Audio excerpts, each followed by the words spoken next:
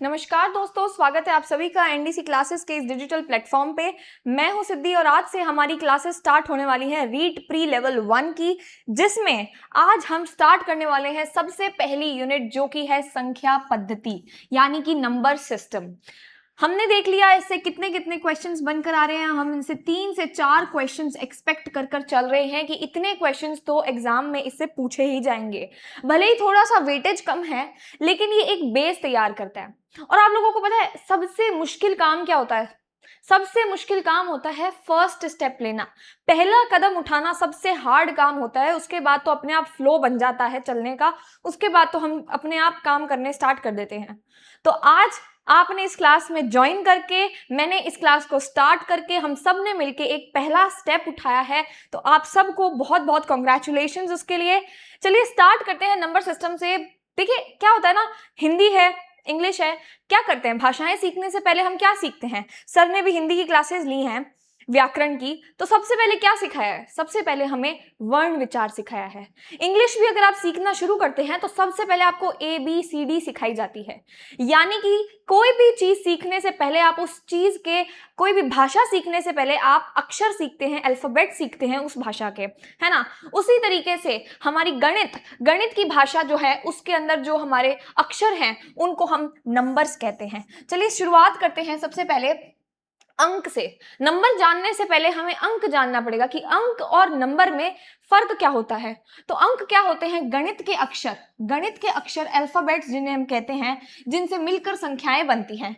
आपको पता है इंग्लिश में अल्फाबेट्स होते हैं ABCD, इनसे मिलकर आप क्या बनाते हैं? ये लेटर्स होते हैं, अल्फाबेट्स होते हैं, इनसे मिलकर आप बनाते हैं वर्ड्स बनाते हैं।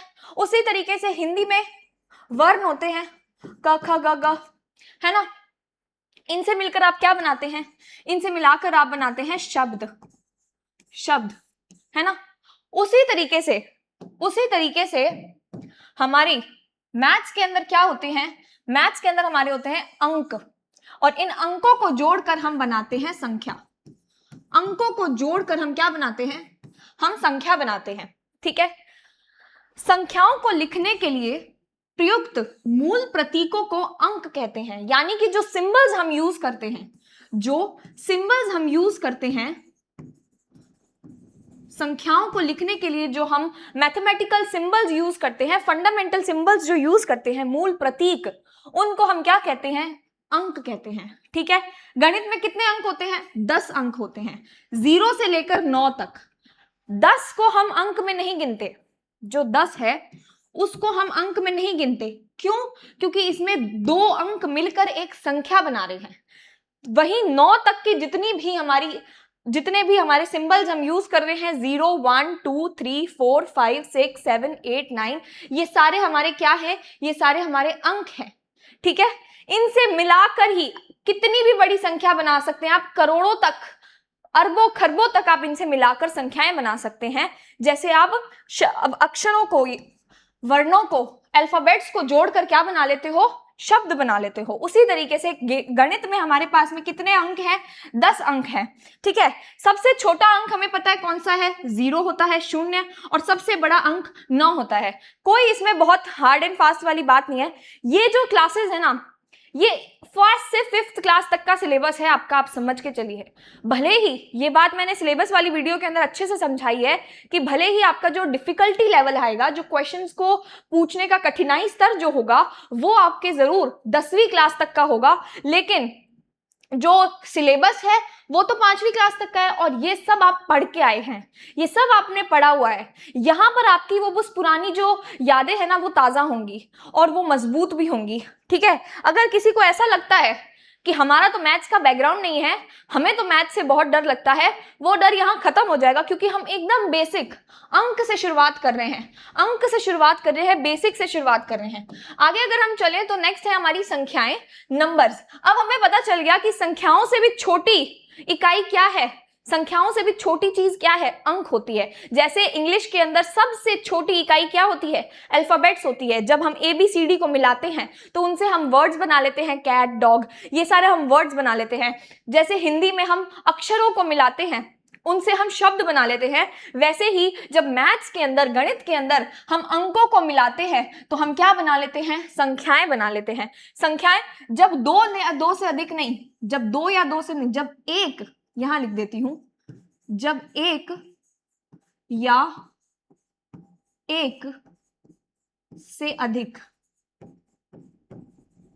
जब एक या एक से अधिक अंक एक साथ मिलाए जाते हैं तो उनसे बनने वाले गणितीय प्रतीकों को, गणितीय प्रतीक नहीं, गणितीय मान, प्रतीक नहीं मान कहना बेटर रहेगा, गणितीय प्रतीकों को हम क्या कहते हैं, संख्या कहते हैं।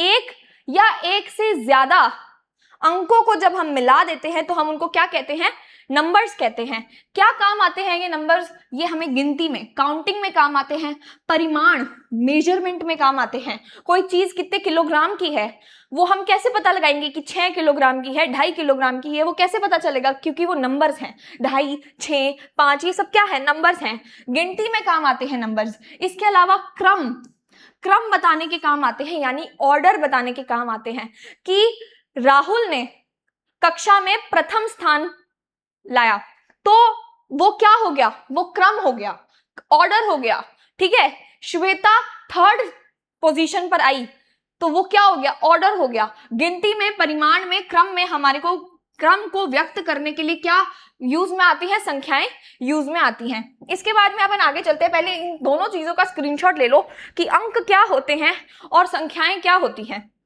अंक और संख्याएं क्या होती हैं, अब इस चीज को मैं एक्सप्लेन करूंगी, इस बात को मैं एक्सप्लेन करूंगी कि एक क्यों, दो या दो से अधिक क्यों नहीं, एक क्यों लिखा है मैंने यहां पर, एक या एक से अधिक, यानी कि अगर एक भी संख्या होगी, एक भी अंक होगा ना, वो भी संख्या कहलाएगी।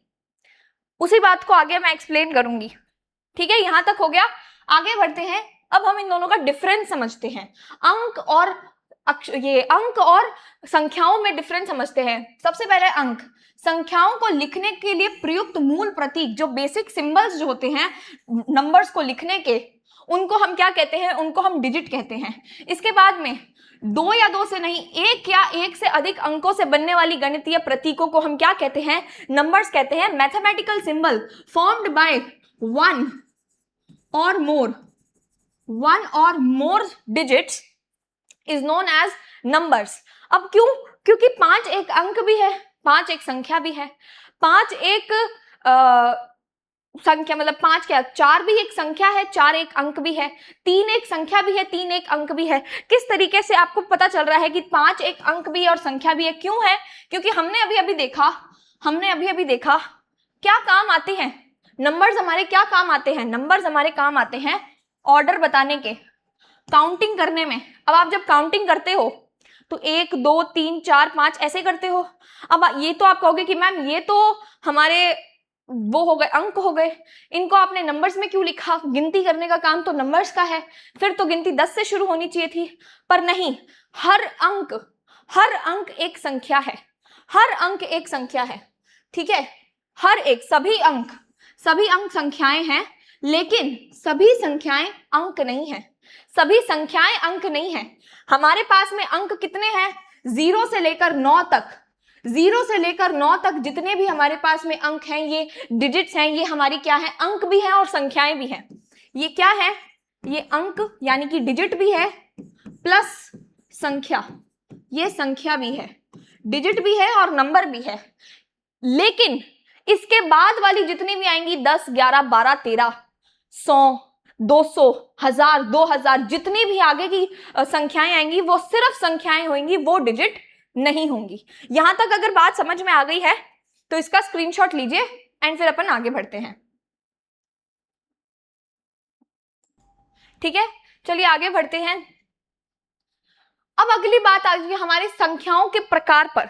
संख्याओं के प्रकार, तो इसको एक सब्जेक्ट की तरह मत समझो, इसको एक परिवार की तरह समझो। मान लो नंबर्स का एक परिवार है, ठीक है, सारे नंबर्स मिलजुल कर स्टार्टिंग में साथ में रह रहे हैं, एक परिवार की तरह सब रह रहे हैं, लेकिन बीच में कोई ना कोई आकर जरूर प्रॉब्लम क्रिएट करेगा। हर परिवार की ये कहानी है ही कि कोई ना कोई तो जरूर कुछ ना कुछ बोलेगा जिससे कोई दूसरा नाराज हो जाएगा। तो सबसे पहले तो नेचुरल नंबर्स बने, ठीक है। पहला जो परिवार अलग हुआ, टूटा एक ग्रुप में, तो वो कौन सा था? प्राकृतिक संख्याओं का। इन लोगों ने क्या कहा कि हम तो सिर्फ उन्हीं लोगों को रखेंगे, उन्हीं नंबर्स को रखेंगे जो प्रकृति में अवेलेबल है, जो प्रकृति में हमारे हैं, मौजूद हैं, उन्हीं को हम हमारे घर के अंदर रखेंगे। तो क्या प्रकृति में कैसे है? अब हमको कैसे पता कि प्रकृति में कौन से हैं? तो कहा कि जिनसे भी हमारी गिनती शुरू होगी। अगर आपको बोला जाए कि यहां पर ये बताओ कितने पेन हैं, ये बताओ कितने पेन हैं, अब आप इनसे गिनती शुरू करोगे। गिनती शुरू करोगे तो किससे करोगे? 1 2, अगर और होते तो 3 4 5, इस तरीके से गिनती शुरू करोगे। तो जिधर से आपने गिनती शुरू करी, किधर से? 1 से शुरू करी, तो हाँ बस हम 1 से ही रहेंगे। 1 से लेकर जहां तक आप गिनती कर सकते हो, कहां तक आप गिनती कर सकते हो? अनंत तक, इनफाइनाइट तक आप गिनती कर सकते हो। तो सारे 1 से लेकर इनफाइनाइट तक, 1 से लेकर अनंत तक की सारी नंबर्स हमारे नेचुरल नंबर्स यानी कि प्राकृतिक संख्या या प्रकृत संख्याओं के अंदर आ जाते हैं। प्रकृति में किसी भी चीज को गिनने के लिए हम जहां से शुरुआत करते हैं, गिनती की शुरुआत करते हैं, उन्हें प्राकृतिक संख्याएं, नेचुरल नंबर्स कहते हैं। इन्हें हम काउंटिंग नंबर्स भी कहते हैं। क्यों काउंटिंग नंबर्स क्यों कहते हैं? क्योंकि इधर से हम इनकी गिनती शुरू कर रहे हैं, 1 से गिनती शुरू कर रहे हैं। कोई ऐसा तो नहीं है कि ये पेन है, मैंने आपको कहा कि गिन लो इनको, तो आप इधर से शुरू करोगे 0 1 2, ऐसा तो कोई भी अभी तक मैंने नहीं देखा किसी को भी। तो 0 से कोई गिनती शुरू नहीं कर रहा, 1 से गिनती शुरू कर रहे हैं। तो नेचुरल नंबर्स ने कहा जहां से गिनती शुरू होगी, जहां तक गिनती जाएगी, हम उनको हमारे घर में रख लेंगे। तो नेचुरल नंबर्स ये सारे संख्याएं होती हैं जिनसे हम गिनती शुरू करते हैं। इसका प्रतीक, इसका सिंबल क्या है? इसको डिनोट करने के लिए, दर्शाने के लिए हम n का यूज करते हैं। और सबसे छोटी प्राकृतिक संख्या कौन सी हो जाएगी? 1 हो जाएगी। सबसे छोटी प्राकृतिक संख्या कौन सी हो जाएगी? 1 हो जाएगी। फटाफट से इसका स्क्रीनशॉट ले। अब हम आगे बढ़ते हैं नेक्स्ट बात पे। नेक्स्ट बात क्या है? नेक्स्ट आ गए होल नंबर्स। अब 0 तो बुरा मान गया ना, उसने कहा कि यार गिनती तो तुमने 1 से शुरू कर ली, मैं कहां जाऊं? तो दूसरा एक घर बनाया गया, उसमें कहा कि 0 आएगा, मैं आऊंगा। 0 ने कहा मैं आऊंगा। जब ये बात होएगी ना कि यहां पर कितनी टेबल्स हैं या यहां पर कितनी चीजें पड़ी हैं और आपको कुछ नहीं दिखेगा, आप कहोगे कुछ भी नहीं पड़ा, तो उस कुछ भी नहीं को दर्शाने के लिए मैं आऊंगा। तो 0 ने कहा कि कुछ भी नहीं को दर्शाने के लिए मैं आऊंगा, और जहां से गिनती मुझसे शुरू हो जाएगी उसको हम क्या कह देंगे? जैसे ही 0 नेचुरल नंबर्स के ग्रुप में जुड़ जाएगा, उसको हम क्या कह देंगे कि संख्याएं हमारी क्या हो गई? पूर्ण हो गई, संख्याएं हमारी कंप्लीट हो गई। इसीलिए हम इनको क्या कहते हैं? पूर्ण संख्याएं कहते हैं। क्या कहते हैं? होल नंबर्स कहते हैं। कि 0 आ गया, अब हमारी संख्याएं पूर्ण हो गई। 0 से लेकर इनफाइनाइट यानी अनंत तक जितनी भी नंबर्स चलेंगे वो सारे किसके अंदर आ जाएंगे? होल नंबर्स में आ जाएंगे। इसको एक तरीका ये है याद करने का। सबसे पहले ये देख लो कि प्रतीक क्या है। प्रतीक क्या है? W है प्रतीक। और नेचुरल नंबर्स का प्रतीक क्या था? N था। तो आपको एक बात समझ में आ गई कि जब आप नेचुरल नंबर्स यानी n के अंदर आपने 0 को भी जोड़ दिया, 0 को भी जोड़ दिया, तो वो क्या बन गई? वो बन गई होल नंबर्स यानी कि W बन गए। ठीक है, क्या बन गए? वो होल नंबर्स बन गए। ठीक है, बात समझ में आ गई? पढ़ लेते हैं क्या लिखा है। यदि प्राकृतिक संख्याओं में 0 को शामिल कर लिया जाता है तो संख्याएं पूर्ण हो जाती हैं। संख्याएं क्या हो जाती हैं? पूर्ण हो जाती है, क्योंकि 0 की ही कमी महसूस हो रही थी। सबसे छोटी पूर्ण संख्या कौन सी है? 0 है। अब यहां पर एक नोट दे रखा है। क्या नोट है? पहले भी एक नोट आया था अंक और संख्या के अंदर। ये जो नोट वाली बातें हैं, ये नोट वाली बातें बहुत अच्छे से ध्यान में रखना, क्योंकि इन्हीं से अभिकथन कारण वाले क्वेश्चंस उठकर आ जाते हैं। इन्हीं से कथन वाले जो क्वेश्चंस हैं, स्टेटमेंट बेस्ड जो क्वेश्चंस होते हैं, वो यहीं से उठकर आते हैं। इसलिए इन बातों को बहुत ही अच्छे से अपनी कॉपी के अंदर लिख लेना, जमा कर। और एक बात हमेशा याद रखना, मैथ्स देखने का सब्जेक्ट नहीं है। तो मैथ्स जब भी पढ़ो, एक कॉपी पेन साथ में लेकर ही बैठो। ये फर्क नहीं पड़ता कि आपने कोई फेयर कॉपी बनाई है, कोई रफ कॉपी, ये सब कुछ नहीं है। कुछ भी जो कॉपी है, कोई एक पेज भी पड़ा है ना आपके पास, वो लेके बैठो और जो बता रही हूं वो लिखते रहो, ताकि वो हाथों हाथ आपके दिमाग में फिट होता जाए। उसी तरीके से ये दूसरा नोट है, इसको भी अपने दिमाग में फिट कर लो। क्या नोट है? कि सभी प्राकृतिक संख्याएं पूर्ण संख्याएं होती हैं।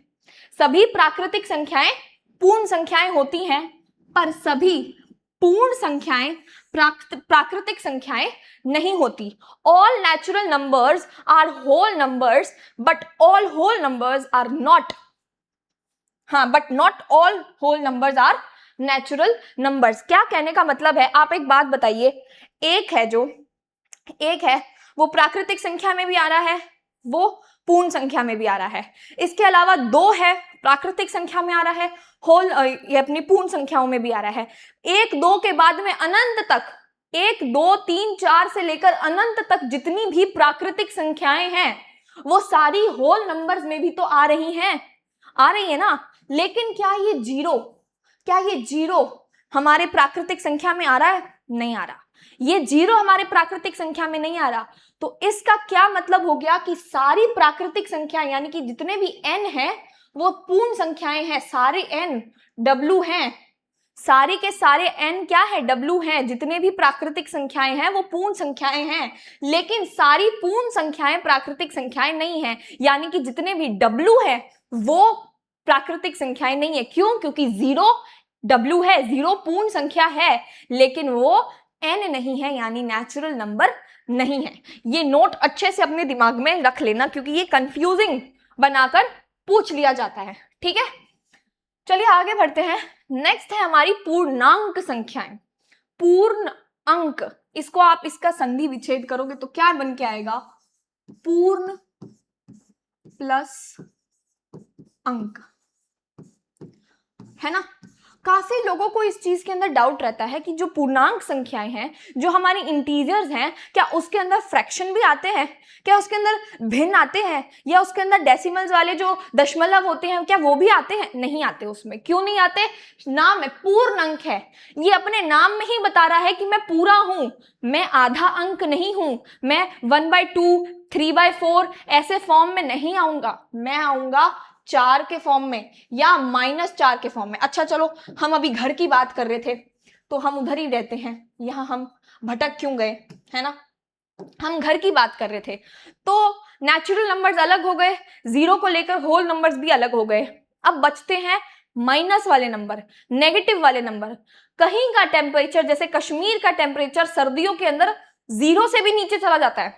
0 तक की संख्याएं तो हमने होल में डाल दी, पूर्ण संख्याओं में डाल दी, लेकिन जो टेम्परेचर हमारा 0 से भी नीचे जा रहा है कई जगहों पर, हम उनको कहां डालें? नेगेटिव नंबर्स को, जो ऋणात्मक संख्याएं हैं, उनको हम कहां डालें? तो पूर्णांक संख्याओं ने अपना एक घर बनाया और उसमें बोला कि हम 0 से लेकर सारी संख्याएं, पॉजिटिव वाली भी रखेंगे, जो धनात्मक संख्याएं हैं वो तो रखेंगे, लेकिन हम वो संख्याएं भी रखेंगे जो 0 से नीचे हैं, यानी 0 से पहले आती हैं, जो हमारी ऋणात्मक संख्याएं हैं, नेगेटिव वैल्यूज हैं, हम उनको भी हमारे साथ में रखेंगे, हम उनको भी रहने देंगे। तो ये कैसे हो जाएगा? इसको हम किससे डिनोट करते हैं? हम इसको z से या फिर i से। हम किससे डिनोट करते हैं इंटीजर्स को? i से या z से। अब इधर बात ध्यान से सुनना। i किसके बराबर हो जाएगा? w में जब आपने किसको जोड़ दी? नेगेटिव जो अपनी वैल्यूज है, नेगेटिव जितने भी नंबर्स हैं, आपने उनको भी जोड़ दिया तो वो क्या हो जाएंगी? पूर्णांक संख्याएं हो जाएंगी। ठीक है, इंटीजर्स हो जाएंगे। क्या पढ़ लेते हैं, क्या डेफिनेशन लिखी है? जब पूर्ण संख्याओं, होल नंबर्स के साथ ऋणात्मक संख्याएं यानी कि नेगेटिव नंबर्स को जोड़ दिया जाए तो उसे हम क्या कहते हैं? पूर्णांक संख्याएं, इंटीजर्स कहते हैं। बहुत ही सिंपल सी बात है और आप ये पढ़ते भी आए हैं। ठीक है, इसकी श्रेणी देख लेते हैं। माइनस इनफाइनाइट यानी माइनस अनंत से लेकर प्लस इनफाइनाइट, प्लस अनंत तक। अब यहां से देखिए, एक सेकेंड, ये क्या हो गया? हाँ, अब आप यहां से देखिए, 0 से लेकर ये जितनी भी संख्याएं हैं, इनको हम क्या कहते हैं? इनको हम होल नंबर्स कहते हैं, w से रिप्रेजेंट करते हैं। और साथ में हमने ये भी जोड़ दी, हमने, तो ये क्या बन गई? इंटीजर्स बन गए। जब हमने होल नंबर्स के साथ में, हमने यहाँ पे पढ़ा ना, होल नंबर्स कहां से शुरू होते हैं? 0 से लेकर प्लस इनफाइनाइट तक, जितने भी अनंत तक जितने भी नंबर्स हैं वो हमारे होल नंबर्स होते हैं, पूर्ण संख्याएं होती हैं। तो जब इन पूर्ण संख्याओं के साथ में हमने नेगेटिव वाली संख्याएं भी जोड़ दी, ऋणात्मक संख्याएं भी जोड़ दी, तो ये कौन से एक ग्रुप बन गया? कौन सा परिवार बन गया? पूर्णांक संख्याओं का परिवार बन गया, इंटीजर्स का परिवार बन गया। अब इसके अंदर एक बात ध्यान, जो मैंने आपको पहले ही बता दी, कि इसके अंदर कोई भी फ्रैक्शन या दशमलव वाली संख्याएं, डेसिमल वाली वैल्यूज नहीं आती, फ्रैक्शन वाली वैल्यूज यानी कि हमारी भिन्न संख्याएं इसके अंदर नहीं काउंट की जाती है। क्यों नहीं की जाती है? क्योंकि ये अपने आप में अपना नाम बता रहा है, जैसा नाम है इसका वैसे ही इसके गुण है। क्या नाम है इसका? पूर्ण प्लस अंक। पूर्ण प्लस अंक क्या बना रहा है? पूर्णांक बनाता है। और पूर्ण अंक, मैं पूर्ण अंक हूं, मैं आधा नहीं हूं, मैं कम नहीं हूं पूर्ण से। तो वो संख्याएं जो डेसिमल या फ्रैक्शंस में है वो पूर्णांक संख्याओं में नहीं काउंट होती। इसके अंदर सिर्फ पॉजिटिव, नेगेटिव और जीरो को काउंट किया जाता है। ठीक है, यहां तक देखिए, फिर इसके आगे बढ़ते हैं। स्क्रीनशॉट ले लीजिए। चलिए आगे बढ़ते हैं। ठीक है, अब हमें दे रखिए पूर्ण संख्याओं के प्रकार। अब इनका थोड़ा सा पूर्ण संख्याओं, अब पूर्ण संख्याओं में इतनी सारी संख्याएं आ गई, धनात्मक भी आ गई, ऋणात्मक भी आ गई। तो इन्होंने कहा कि हम एक घर बना रहे हैं, घर की पहली मंजिल पे तुम रह लेना, घर की दूसरी मंजिल पे हम रह लेंगे, बीच में शून्य रह लेगा। कौन कौन है इनके घर के अंदर? देख लो, 3 मंजिला इन्होंने घर बनाया। उसमें पहली मंजिल पे इन्होंने कहा कि तुम नेगेटिव नंबर्स, क्योंकि तुम 0 से भी नीचे हो ना, 0 से नीचे आते हो ना तुम, तो नीचे वाली मंजिल पर, ग्राउंड फ्लोर पर तुम रह लेना। तो ग्राउंड फ्लोर पर कौन आ गया? ऋणात्मक पूर्णांक यानी कि नेगेटिव इंटीजर्स। कहां से शुरू होते हैं? -1, -2, -3 से लेकर -इनफाइनाइट यानी ऋणात्मक अनंत तक की जितनी संख्याएं हैं, जितनी भी ऋणात्मक संख्याएं, ऋणात्मक हमारे पूर्णांक हैं, नेगेटिव इंटीजर्स, वो इसके अंदर आ जाएंगे। ठीक है, इसके बाद में सबसे ऊपर वाले फ्लोर पे कौन रहेगा? पॉजिटिव रहेंगे। क्यों? क्योंकि वो 0 से भी ऊपर हैं। 0 से भी ऊपर कौन है? धनात्मक पूर्णांक हैं, पॉजिटिव इंटीजर्स हैं। ठीक है, 1, 2, 3 से लेकर पॉजिटिव अनंत यानी कि पॉजिटिव इनफाइनाइट प्लस अनंत तक जितनी भी संख्याएं आ जाएंगी वो पॉजिटिव इंटीजर्स के अंदर काउंट होती है। बीच वाली फ्लोर पे अकेला 0 रहेगा। क्यों अकेला क्यों रहेगा? क्योंकि बीच का बच्चा है ना, यह ना तो धनात्मक है ना ही ऋणात्मक है, यानी कि ना ही ये पॉजिटिव है ना ही ये नेगेटिव है। कैसा है? ये उदासीन पूर्णांक है। उदासीन का क्या मतलब होता है इंग्लिश में? उदासीन का मतलब होता है न्यूट्रल।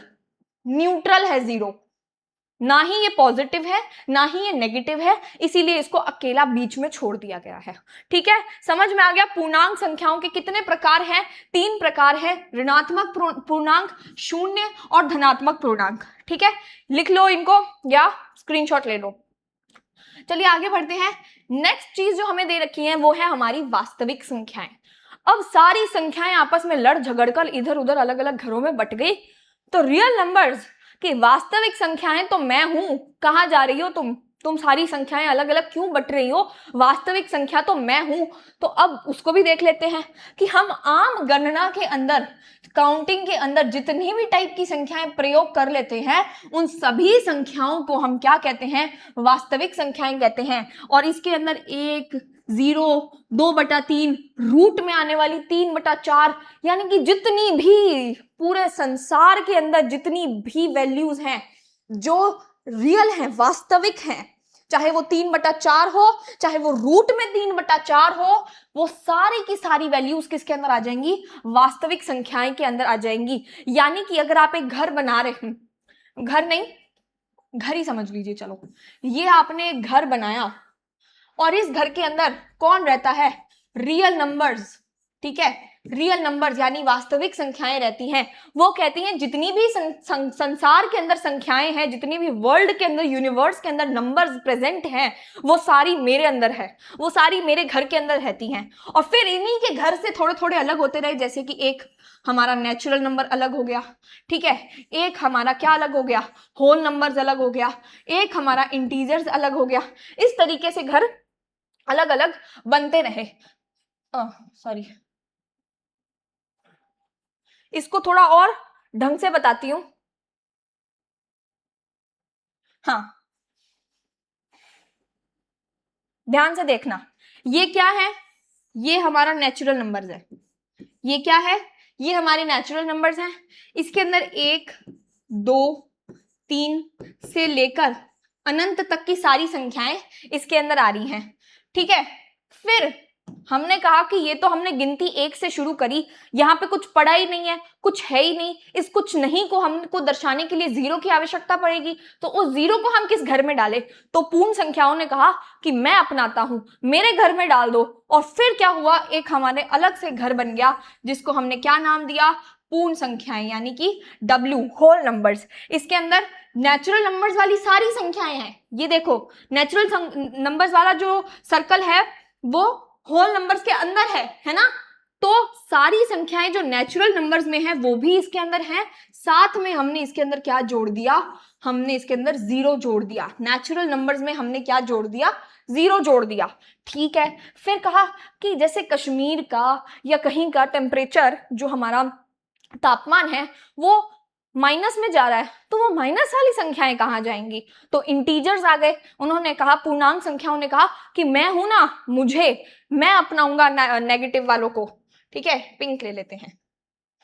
तो एक और सर्कल बना जिसके अंदर नेचुरल नंबर्स भी शामिल हो गए, होल नंबर्स भी शामिल हो गए और नेगेटिव नंबर्स भी शामिल हो गए। इसको हमने किससे रिप्रेजेंट किया? I से या Z से। इसके अंदर कौन सी संख्याएं आ गई? होल नंबर्स प्लस जितनी भी हमारी नेगेटिव संख्याएं हैं वो भी इसके अंदर शामिल हो जाएंगी। ठीक है, होल नंबर्स कौन से हो जाएंगे? 1 2 3 से लेकर इनफाइनाइट तक, और 0, ये सारे क्या हो गए? होल नंबर्स हो गए। और साथ में इनके अगर हमने नेगेटिव जोड़ दिया तो वो क्या हो जाएंगी? पूर्ण संख्याएं हो जाएंगी। तो रियल कहता कि ये तो तुमने अपना अपना बंटवारा कर लिया है, ठीक है कर लिया है, किस हक से कर रहे हो? तुम सारे हो तो मेरे ही अंश, तुम सारे हो तो मेरे ही पार्ट ना।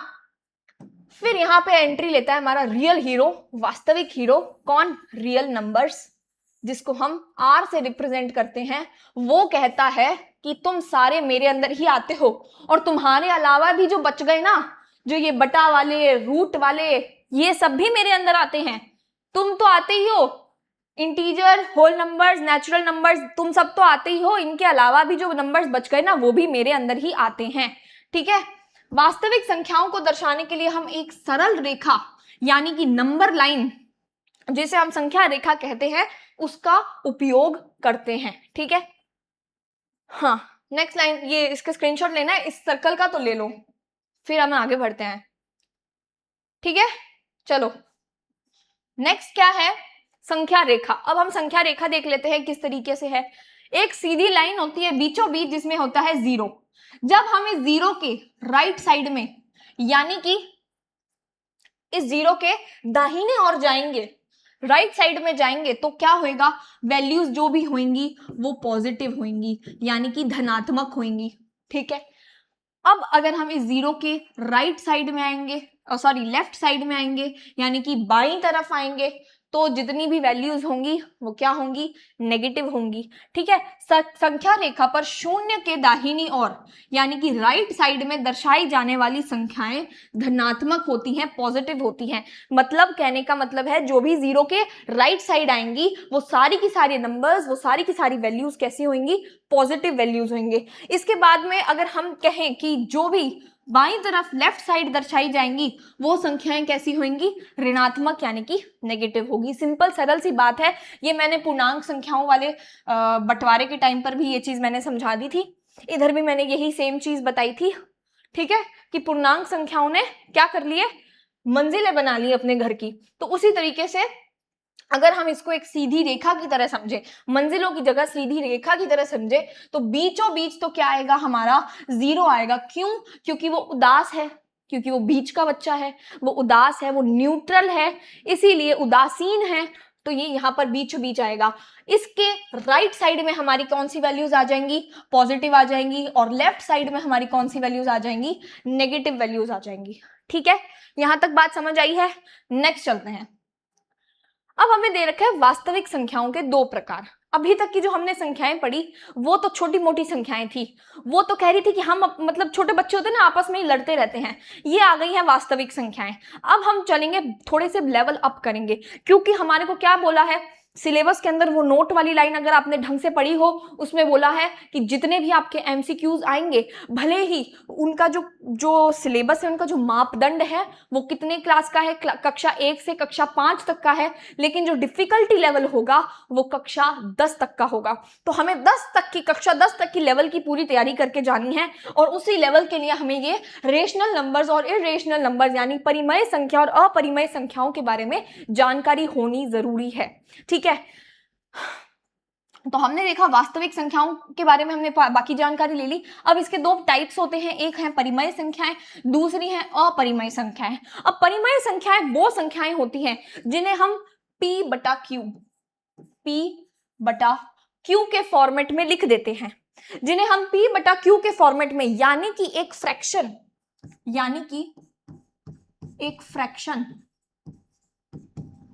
जिसे हम हिंदी में क्या कहते हैं, भिन्न कहते हैं। अगर हम किसी संख्या को भिन्न के फॉर्म में लिख पा रहे हैं, भिन्न के फॉर्म में अगर हम किसी संख्या को रिप्रेजेंट कर पा रहे हैं, तो वो संख्याएं कैसी हो जाएंगी, वो संख्याएं रेशनल नंबर्स हो जाएंगी, यानी कि वो परिमेय संख्याएं हो जाएंगी। ठीक है, वहीं अगर हम उनको p बटा q के फॉर्म में नहीं लिख पा रहे हैं, तो वो संख्याएं कैसी हो जाएंगी, अपरिमेय इरेशनल संख्याएं हो जाएंगी। चलिए देखते हैं, इसकी थ्योरी पढ़ लेते हैं। जो परिभाषा दे रखी है, परिमेय संख्याएं, रेशनल नंबर्स, ऐसी कोई भी संख्या जिसे हम एक फ्रैक्शन, भिन्न यानी p बटा q के रूप में लिख सकते हैं, जहां पर p और q दोनों क्या है, इंटीजर्स है, p और q दोनों क्या है, इंटीजर्स है, और q जो है वो 0 के बराबर नहीं है। अगर हमने p बटा q में 0 रख दिया, नीचे कोई भी नंबर है, अगर आपने 8 लिया, जैसे मान लो इधर 8 ले रहे हो आप, और नीचे 0 आ गया, तो अभी तक ऐसे मान नहीं निकाले गए हैं, अनडिफाइंड वैल्यूज हैं, जिसे अगर आप आसान भाषा में समझो तो इनफाइनाइट, अनंत हो गई ये। ठीक है, अनंत नहीं कहेंगे, अनंत कहना गलत है, बट ये वैल्यू मानी नहीं जाती क्योंकि ये अनडिफाइंड वैल्यू है, अभी तक इसका मान ज्ञात नहीं किया गया है, अनडिफाइंड वैल्यू है, अज्ञात मान है इसका।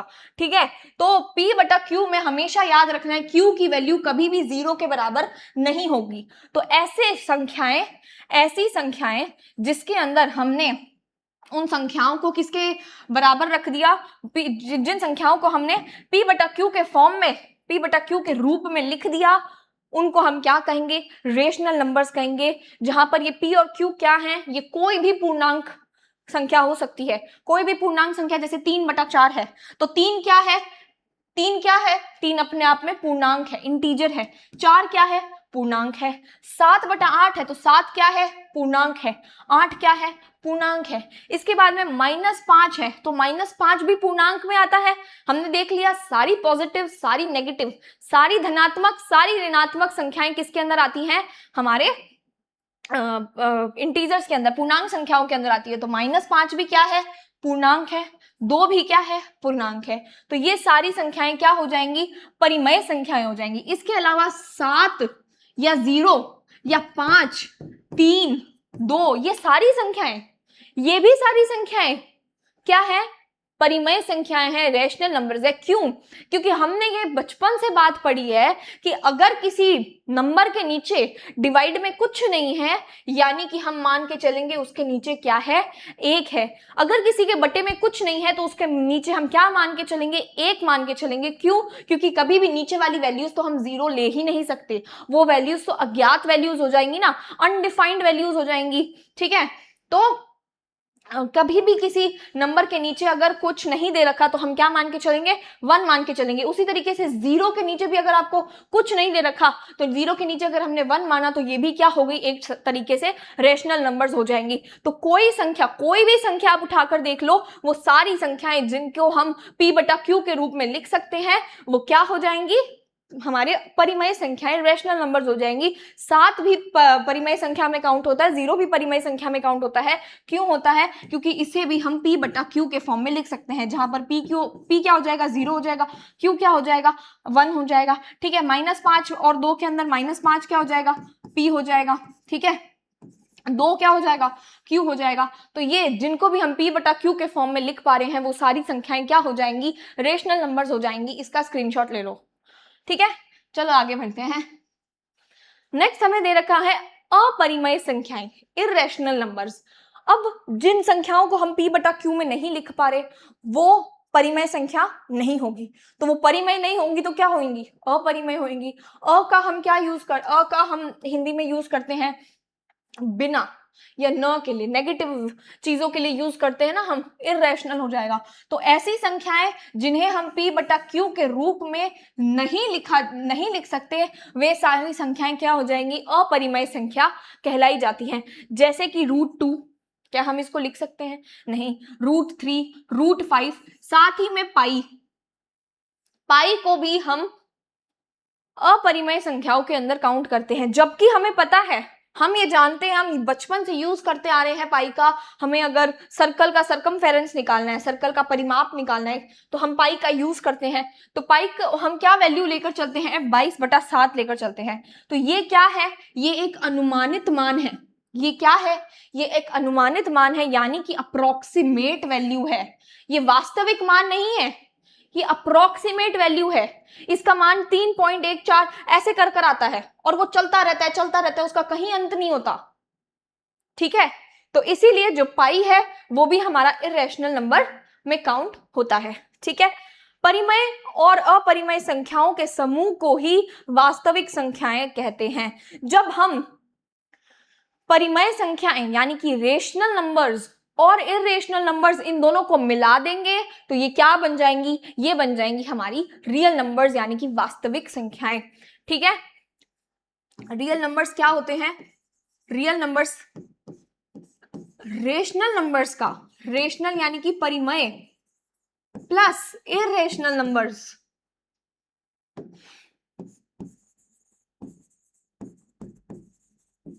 इनके समूह को हम क्या कहते हैं, रियल नंबर्स कहते हैं, यानी कि वास्तविक संख्याएं कहते हैं। ठीक है, चलो इसको स्क्रीनशॉट ले लो। और ये जो पाई का रहस्य वाली बात है, ये मोस्ट इंपॉर्टेंट बात है। इससे कथन बनकर आ सकता है अगर लेवल अच्छा रहा पेपर का, क्योंकि दे तो रखा ही है कि लेवल कैसा भी रख सकते हैं, उनकी मर्जी है कि वो आसान क्वेश्चन भी पूछ सकते हैं, वो हार्ड क्वेश्चन भी पूछ सकते हैं, उनकी मर्जी है। तो लेवल कैसा भी रहे, तैयारी हमारी पूरी होनी चाहिए। उस अकॉर्डिंग पाई का रहस्य क्या है, पाई एक इरेशनल नंबर है। गणना के लिए हम जो 22/7 इस्तेमाल करते हैं वह केवल एक अनुमानित मान है, यानी कि अप्रोक्सीमेट वैल्यू है, वास्तविक संख्या नहीं है। ये मतलब वास्तविक मान नहीं लेकर चल रहे, हमने हमारी मर्जी से ही कुछ अप्रोक्सीमेट वैल्यू ले ली है। ठीक है, यहां तक बात समझ में आ गई। चलो आगे बढ़ते हैं। नेक्स्ट आ जाता है हमारे, अब और भी ज्यादा हमने नंबर्स को बांट दिया। सारे कहते हैं, सारे नंबर्स कहते हैं जब इतना बंटवारा हो ही रहा है तो हम क्यों पीछे रहे भाई, जब इतनी बड़ी जायदाद को बांट ही दिया है तुमने नंबर्स में तो हम भी आ जाते हैं। कुछ नंबर्स और हैं, हम भी आ जाते हैं, हम भी हमारा अलग अलग घर बनाएंगे। तो अब रियल नंबर्स ने कहा कि अच्छा मैं हूं इस घर का मुखिया, तो रियल नंबर्स है, वास्तविक संख्याएं हैं। उसने कहा कि अब जो बंटवारा होगा, अब जो वर्गीकरण होगा वो किसके आधार पर होगा, वो विभाज्यता के आधार पर होगा, यानी कि डिविजिबिलिटी के बेसिस पर होगा। तो डिविजिबिलिटी यानी कि कोई किसी से भाग जा रहा है किसी का या नहीं जा रहा है, उस आधार पर हम देखेंगे। तो सबसे पहली जो संख्याएं कूद पड़ी मैदान में वो कौन सी थी, इवन नंबर्स थी, सम संख्याएं थी। क्या है, वे संख्याएं जो 2 से पूरी तरह विभाजित हो जाती हैं। इन्होंने कहा कि जो जो रिश्ता रखेगा 2 से जो रिश्ता रखेगा हम उन्हीं को हमारे घर में रखेंगे, हम और किसी को घर में नहीं घुसाएंगे। जिन्होंने 2 से रिश्ता रखना है वो इस घर में आ जाए। तो 0 ने कहा ठीक है मुझे भी रखना है, 2 ने कहा कि मैं तो हूं ही, मेरे से रिश्ता रखना है, तो 4 ने कहा मैं भी रख लूंगा, 6 ने कहा मैं भी रख लूंगा, 8 ने कहा मैं भी रख लूंगा। तो मेन तो ये 5 जने आ गए। अब वो संख्याएं जिनके अंत में ये 5 आ जाते हैं वो संख्याएं भी इनके घर में आ जाएंगी। जैसे कि 10, तो 10 के एंड में क्या आ रहा है, 10 के अंत में 0 आ रहा है। 22, तो 22 के अंत में क्या आ रहा है, 2 आ रहा है। 28 के अंत में क्या आ रहा है, 8 आ रहा है। तो ऐसी जितनी भी संख्याएं जिनके अंत में ये 5 संख्याएं आ जाए, 0, 2, 4, 6, 8 आ जाए, ये सारी संख्याएं क्या हो जाएंगी, इवन नंबर्स हो जाएंगी। क्यों, क्योंकि ये सारी पूरी तरीके से 2 से विभाजित होती हैं। 2 में इनका पूरा भाग दे सकते हैं हम। ठीक है, दो से ये पूरी तरीके से विभाजित होती हैं, दो से इनका बहुत गहरा रिश्ता है, वो सारी संख्याएं क्या हो जाएंगी, इवन नंबर्स यानी कि सम संख्याएं हो जाएंगी। ठीक है, फिर इसके बाद में वो संख्याएं आई जिनको दो से चिढ़ थी, जिन्होंने कहा कि हमें दो से कोई रिश्ता नहीं रखना, वो संख्याएं अलग हो गई, अपने आप अलग हो गई। तो वे संख्याएं जो दो से विभाजित नहीं होती, वो सारी संख्याएं क्या कहलाएंगी, विषम संख्याएं कहलाएंगी, यानी ऑड नंबर्स कहलाएंगी।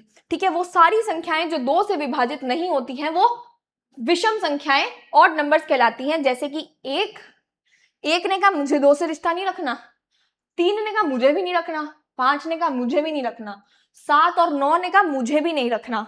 तो ऐसे करके ये पांचों संख्याएं ने कहा कि हमें नहीं रखना। ठीक है, ये 5 तो हो गई मेन ऑड नंबर्स। अब इसके बाद में जितने भी ऐसी संख्याएं हैं जिनके अंत में ये सारी पांचों संख्याएं आती हैं, वो सारी संख्याएं भी इन्हीं के घर में शामिल हो गई। क्यों? क्योंकि वो भी दो से डिवाइड नहीं होती हैं। जैसे 11 हो गया तो इसके अंत में क्या आ रहा है, 1 आ रहा है।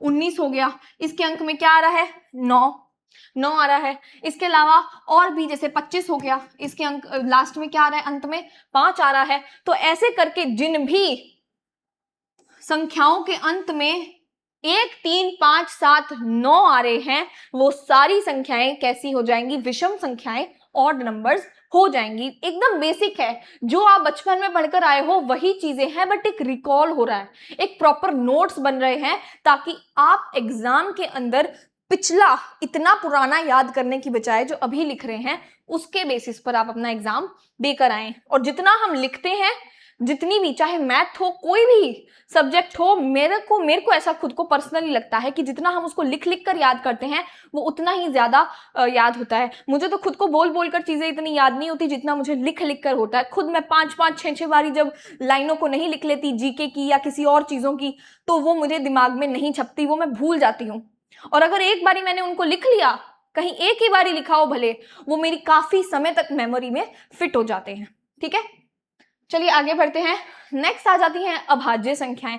अब ऐसी संख्याएं, हमने भाजकता के जो हमारी विभाज्यता है उसके आधार पर हम वर्गीकरण कर रहे हैं, और दो हमने इसके टाइप्स देख लिए, इवन नंबर्स, ऑड नंबर्स। अब हम देखते हैं अभाज्य संख्याएं यानी कि प्राइम नंबर्स। प्राइम नंबर्स और कॉम्पोजिट नंबर्स यानी अभाज्य संख्याएं और भाज्य संख्याएं, ये आपकी जो दूसरी यूनिट है, फ्रैक्शन वाली जो यूनिट है, उसके टॉपिक्स हैं। इनको हम वहां और ज्यादा डिटेल में, जितना कवर हो सकेगा वहां पे डिटेल में कवर करेंगे, लेकिन अभी यहां पर भी देख लेते हैं। क्यों? क्योंकि संख्याओं की बात चल रही है, तो ये भी संख्याएं हैं, इनको हम कैसे भूल सकते हैं, तो अभी इसको भी हाथों हाथ ही देख लेते हैं।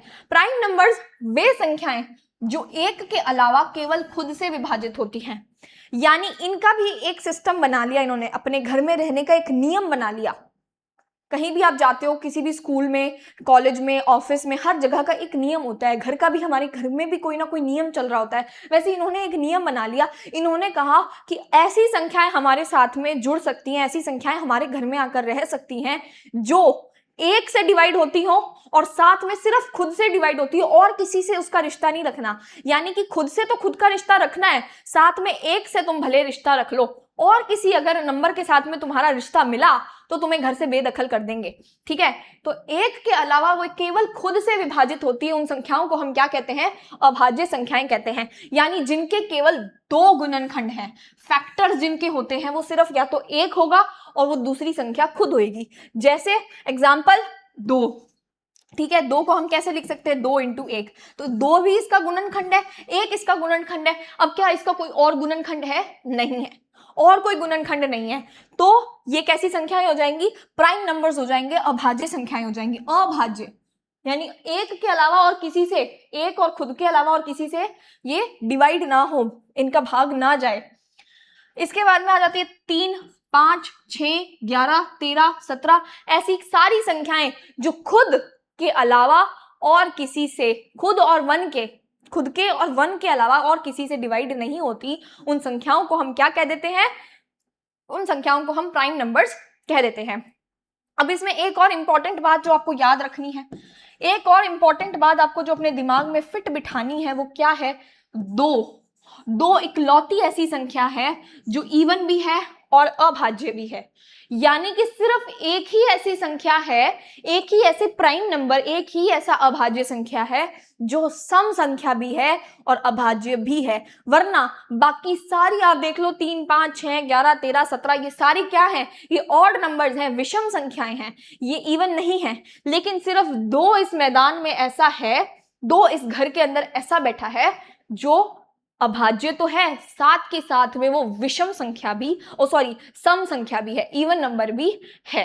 ठीक है, इसका भी स्क्रीनशॉट ले लो, फिर अपन आगे बढ़ते हैं। हाँ, बाकी सभी अभाज्य संख्याएं प्राइम नंबर्स हमेशा विषम होती हैं। ठीक है, बाकी जितनी भी संख्याएं हैं वो सारी क्या हैं, ऑड नंबर्स होते हैं। इसमें भी एक नोट दे रखा है, नोट जहां पर भी डाला है ना, वो नोट दिमाग में डालने वाला नोट है, सिर्फ कॉपी में डालने वाला नोट नहीं है। क्यों? क्योंकि उससे क्वेश्चंस बन के आ सकते हैं। सभी अभाज्य संख्याएं विषम संख्याएं होती हैं। ठीक है, सारी अभाज्य संख्याएं विषम संख्याएं होती हैं, लेकिन विषम संख्याएं, क्या आधी ही लाइन लिखी है, लेकिन सभी विषम संख्याएं अभाज्य संख्याएं नहीं होती। ठीक है, इस बात को ध्यान से समझ लो कि सारी prime numbers, all prime numbers are odd numbers. ठीक है, जितने भी ये उल्टी लिखी हुई है क्या, अभी अभाज्य संख्याएं विषम संख्याएं होती हैं, लेकिन विषम संख्याएं अभाज्य संख्याएं नहीं होती। सभी अभाज्य संख्या, ये गलत लिखी हुई है। सभी कैसे, दो भी तो है, दो भी तो आता है ना। चलो इसको मैं अगली क्लास के अंदर पूरा कंफर्म करके इस लाइन को ढंग से बताऊंगी। ठीक है, सभी अभाज्य संख्याएं नहीं आएगा, क्योंकि सभी अभाज्य संख्याएं में दो भी काउंट होता है। या तो यहाँ पे सिर्फ इतनी सी बात आएगी कि अभाज्य संख्याएं विषम संख्याएं होती हैं। ठीक है, जितने भी प्राइम नंबर्स हैं, दो को छोड़कर, दो के अलावा जितने भी प्राइम नंबर्स हैं वो सारी क्या होंगी, ऑड नंबर्स होंगे, वो सारे ऑड नंबर्स होंगे। लेकिन सारे ऑड नंबर्स कभी भी प्राइम नंबर्स नहीं होते। क्यों? जैसे आप 9 को देख लो, 9 क्या है, ऑड नंबर है। लेकिन जब हम इसके फैक्टर, हम इसके गुणनखंड देखेंगे तो वो क्या बनेंगे, 3 इंटू 3 इंटू 1, है ना। यानी कि अपने और एक के अलावा ये 3 से भी तो इसका 3 भी तो इसका फैक्टर है, 3 से भी तो इसका भाग जाता है। तो 9 एक ऑड नंबर होते हुए भी प्राइम नंबर नहीं है। तो इसके कहने का मतलब है कि 2 को छोड़कर, इस लाइन को मैं ढंग से यहां पे लिखवा देती हूं।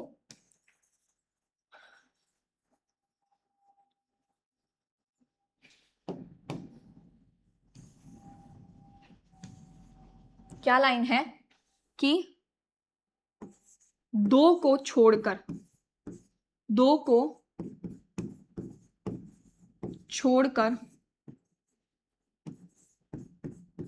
बाकी सभी अभाज्य संख्याएं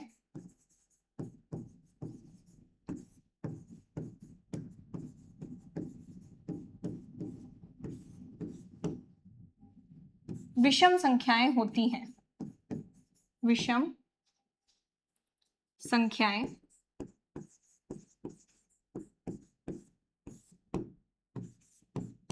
होती हैं, परंतु या लेकिन सभी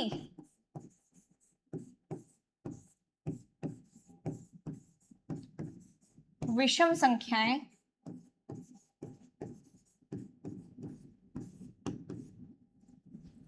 अभाज्य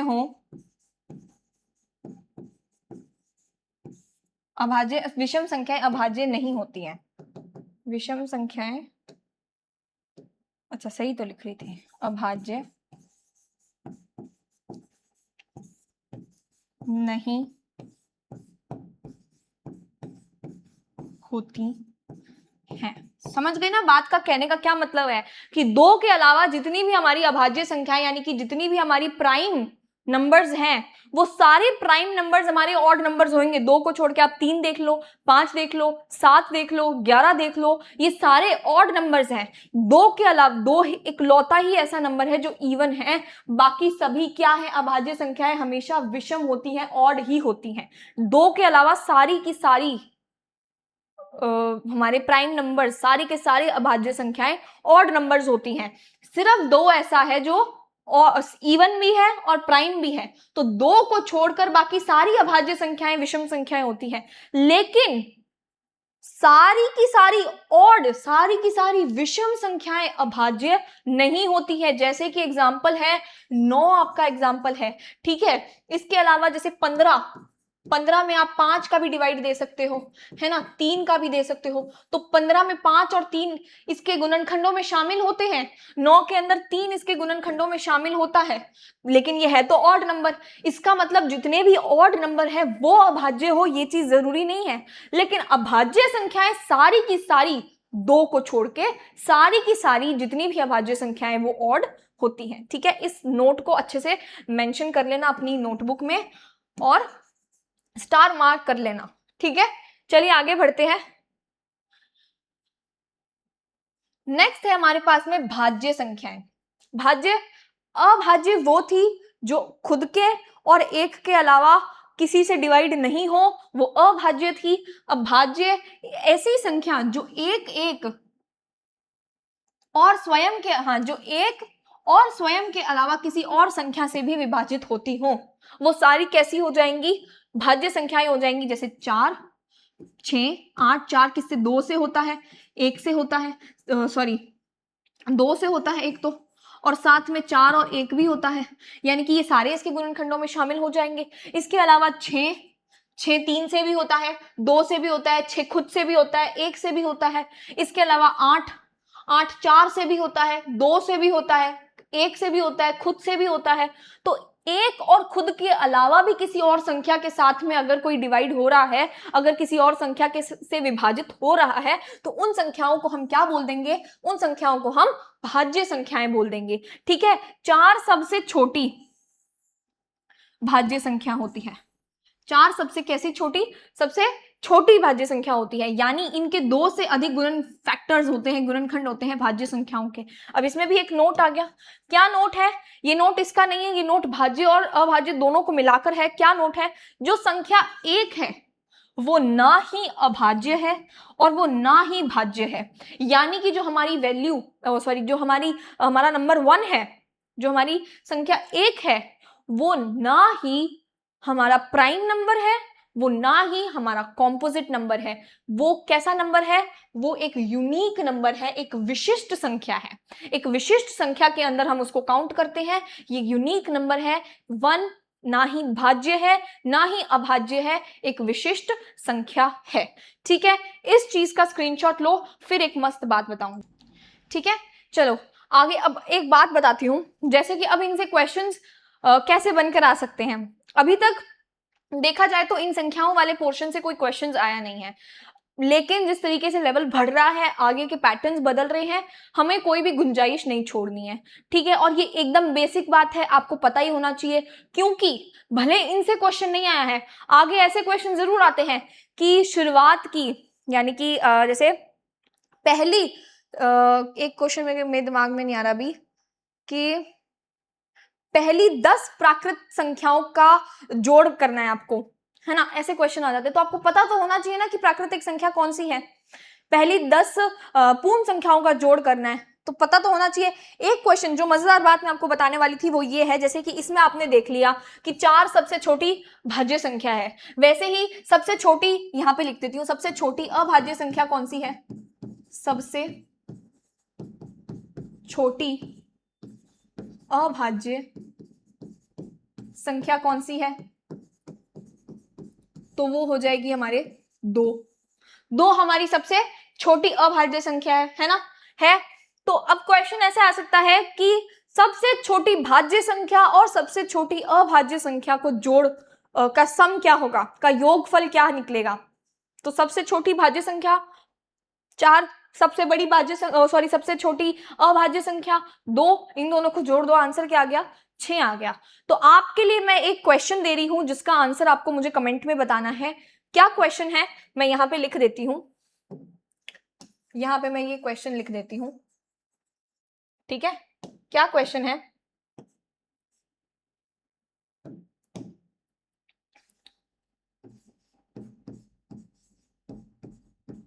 सबसे छोटी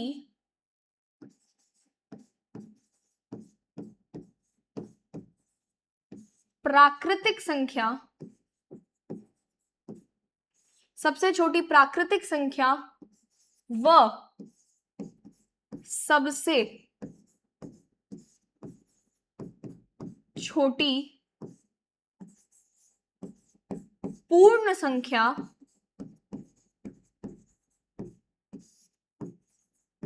का योगफल व गुणनफल क्या होगा? क्योंकि आपके सिलेबस में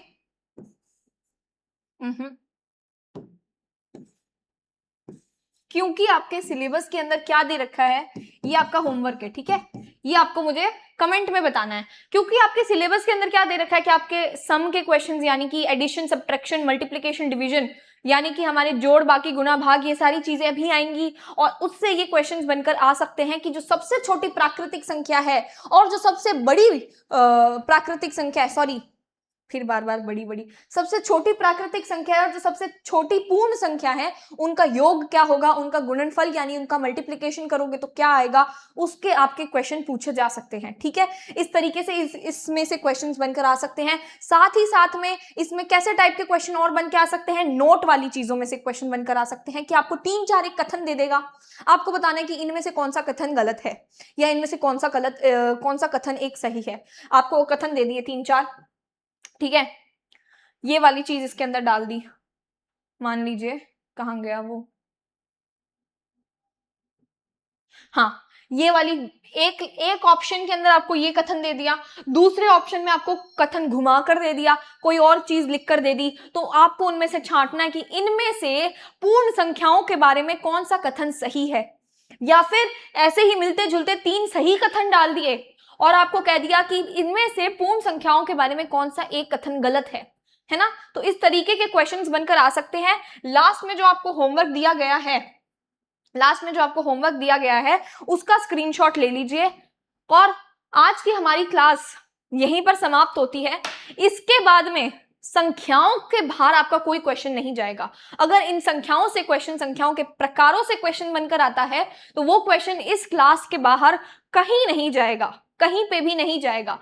फिर भी जितने भी टाइप के क्वेश्चंस इनके बन सकते हैं उनकी मैं एक अलग क्लास लेकर आऊंगी जिसके अंदर हम सिर्फ क्वेश्चन प्रैक्टिस करेंगे। हम देखेंगे कि इस टॉपिक में से किस किस टाइप के क्वेश्चंस पूछे जा सकते हैं, कैसा कैसा अपना एग्जामिनर अपना दिमाग दौड़ा सकता है, ठीक है? इन सभी क्वेश्चंस, इन टॉपिक के सभी क्वेश्चंस को हम डिस्कस करेंगे बहुत ही अच्छे तरीके से।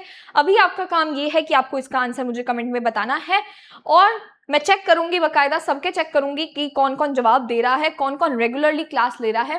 अब से हमारा काम यही है कि रीड प्री लेवल 1 से 1 महीने पहले तक हमारा सिलेबस पूरा हो जाए ताकि 1 महीने हम अच्छे से क्वेश्चन प्रैक्टिस करें, अच्छे से हम उस चीज का रिवीजन करें, सारी चीजें करें, ठीक है? आज की क्लास में हमने क्या क्या चीजें पढ़ी एक बार फटाफट से 5 मिनट के अंदर देख लेते हैं। सबसे पहले हमने क्या पढ़ी, अंक और संख्या के बीच में क्या अंतर होता है। अंक वो सिर्फ प्रतीक होते हैं जो संख्याओं को दर्शाने के लिए काम में लिए जाते हैं। और कितने अंक हैं हमारे? टोटल 10 अंक हैं।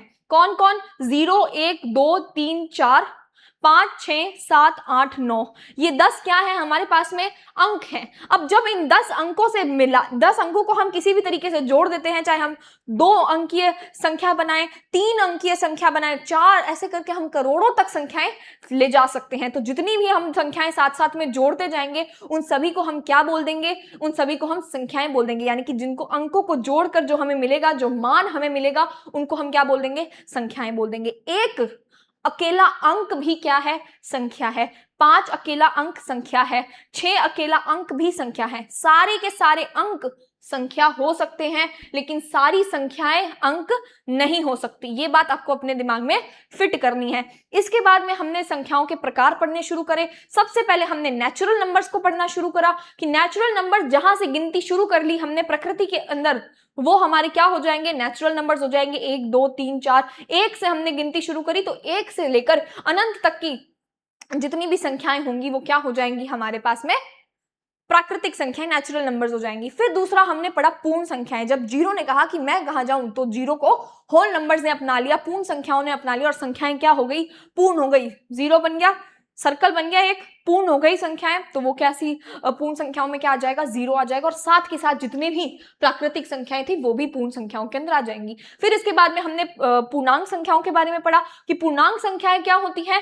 पूर्णांक संख्याएं वो सारी संख्याएं जो पूर्ण संख्या तो है ही, साथ में उनके अलावा जितनी भी नेगेटिव ऋणात्मक संख्याएं हैं वो भी इसके अंदर आ जाएंगी। तो पूर्णांक संख्याओं में 3 प्रकार की हमने पूर्णांक संख्याएं पढ़ी। सबसे निचली मंजिल पर कौन सी संख्याएं रह रही थी, हमारे नेगेटिव नंबर्स रह रहे थे, ऋणात्मक संख्याएं रह रही थी। सबसे ऊंची वाली मंजिल पर, सबसे ऊपर वाली मंजिल पर कौन सी संख्याएं रह रही थी, हमारी पॉजिटिव नंबर्स रह रहे थे, धनात्मक संख्याएं रह रही थी, और बीच में अकेला कौन रह रहा था, जीरो रह रहा था। क्यों, क्योंकि वो उदास है, उदासीन है, यानी कि न्यूट्रल है। इसके बाद में हमने पूर्णांक संख्याओं के बाद में हमने कौन सी वास्तविक संख्याएं को देखी, संख्या रेखा देखी, और फिर उसके बाद में हमने रैशनल इरेशनल संख्याएं भी देखी।